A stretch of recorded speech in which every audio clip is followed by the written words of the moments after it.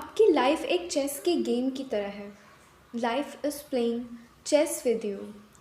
आप अपनी एक चाल चलते हैं, उधर से दूसरी चाल चलती है, लाइफ अपनी चाल चलती है। आप फिर से एक अपनी चाल चलते हैं और लाइफ अपनी एक चाल चलती है। आप तीसरी चाल चलते हैं, लाइफ अपनी तीसरी चाल चलती है।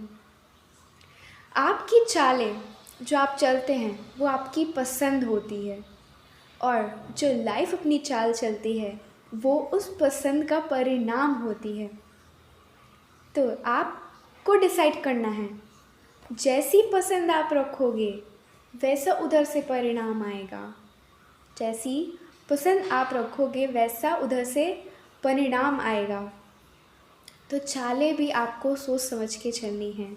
God, universe, life is playing chess with you. दूसरा, आप दवाई खाते हैं, दवाई को निगल जाते हैं। वैसे ही आपकी लाइफ में अगर खुशियाँ आएँ तो उसको मिठाई की तरह चख लेना, और दुख आए तो उसको दवाई की तरह निगल जाना। क्योंकि अगर चबाते रहोगे दवाई तो ज़िंदगी में हमेशा कड़वाहट बनी रहेगी। यहाँ दवाई का मतलब है दुख। आपकी लाइफ में परेशानियाँ हैं तो उसे आप चबाते रहोगे, हर टाइम सोचते रहोगे तो हमेशा दुख ही बना रहता है। लोग कहते हैं, माँ बाप कहते हैं, सब कहते हैं, बेटा पढ़ाई पे ध्यान दो, बेटा पढ़ाई पे ध्यान दो। क्योंकि जिस चीज़ पे हम ध्यान देते हैं वो चीज़ हमारी सक्रिय होती है, वो चीज़ हमारे दिमाग में जल्दी बैठ जाती है। तभी तो कहा जाता है बेटा पढ़ाई पे ध्यान दो, बेटा पढ़ाई पे ध्यान दो। तो दुख की बजाय बेटा सुख पे ध्यान दो, सुख पे ध्यान देना है। क्योंकि जिस चीज़ पे हम ध्यान देते हैं वो हमारी चीज़ सक्रिय हो जाती है। तो आपको दुख पे ध्यान नहीं देना। दुख पे ध्यान देते रहोगे तो और दुखी होते रहोगे। उस परेशानी की सॉल्यूशन के बारे में सोचकर खुश महसूस करना आपको खुशी की तरफ ले जाएगा। आपको सॉल्यूशन, आपके रास्ते अपने आप खुलते जाएंगे अगर आप खुशी पर ध्यान देंगे। दुख पर ध्यान देते रहोगे तो हमेशा डिप्रेस होते रहोगे। Your happiness depends on your quality of your thoughts. जिस तरह के विचार आप रखते हो, मैं ये बहुत बार बोल चुकी हूँ, बहुत बार बोल चुकी हूँ, अब तो समझ में भी आ गया होगा शायद, कि जिस तरह के आप विचार रखते हो वही आपकी कारण होता है हैप्पीनेस का और दुख का। जैसे विचार होंगे वैसे ही आपकी लाइफ बनती चली जाती है। और लॉ ऑफ अट्रैक्शन के बारे में कुछ बताना था मुझे बहुत ज़्यादा ज़रूरी, जो आपके लिए जानना बहुत ज़्यादा ज़रूरी है। आपको अगर लगता है ऐसा, या जिनको नहीं मालूम है, कि लॉ ऑफ अट्रैक्शन हम लोग लगाते हैं तभी लगता है, नहीं।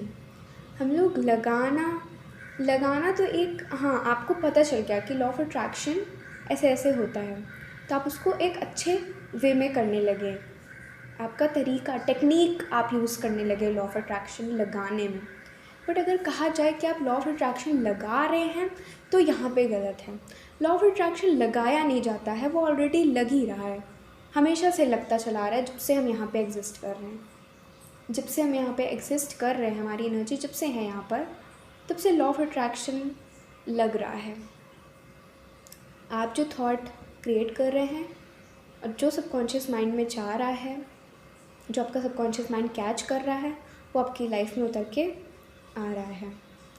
तो लॉ ऑफ अट्रैक्शन लगाना नहीं है, लगाना नहीं है। जिस दिन आप ये समझ जाएंगे कि लॉ ऑफ अट्रैक्शन लगाना नहीं है, बस अपने थॉट्स की क्वालिटी को चेंज करना है, बस इतना सा कॉन्सेप्ट है।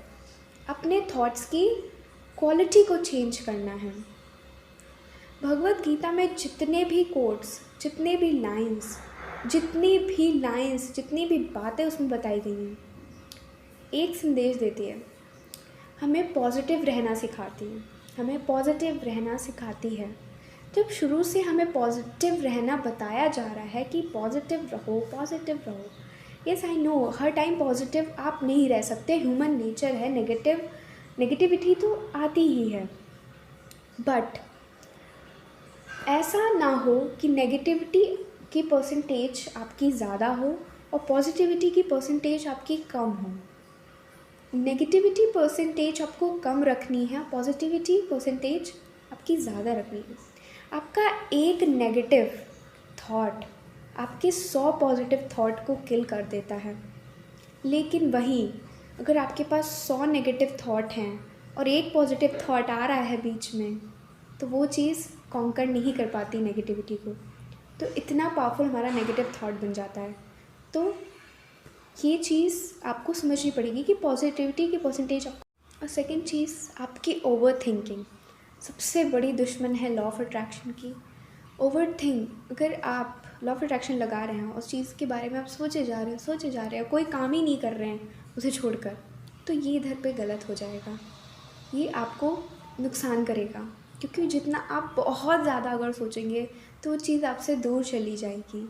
ओवर थिंकिंग भी नहीं करनी है। ये 2 चीज़ें जो बहुत इंपॉर्टेंट है लॉ ऑफ अट्रैक्शन के बारे में जानना, वो मैंने आपको बता दी। तो मैं उम्मीद करती हूँ आपको मेरा वीडियो समझ में आया होगा और अच्छा लगा होगा। तो चलिए फिर नई वीडियो में मिलते हैं नए टॉपिक के साथ। तब तक के लिए बाय बाय।